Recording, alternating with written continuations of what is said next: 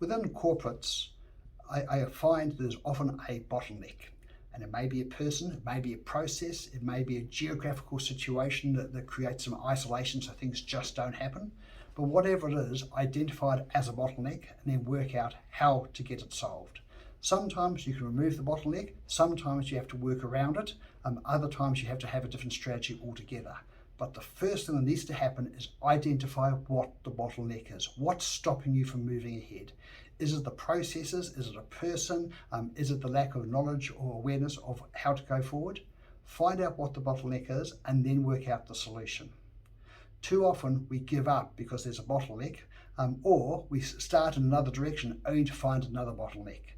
In my mind, you've got to keep on going till you discover all the bottlenecks, see whether they align to each other, and if you resolve one, whether it resolves another. If, however, you just continually hit bottleneck after bottleneck, you have to work out whether the business or the organization actually wants to change.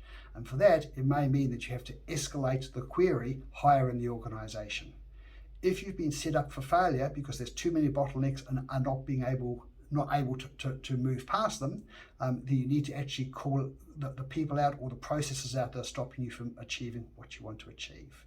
So rather than get frustrated, get clear, name what the bottlenecks are, and then work out the strategy of how to overcome them. If you find more than one bottleneck, we'll discover as many bottlenecks as are necessary and are there, and then nail one after the other. And if that's not achievable, escalate the situation within the organization.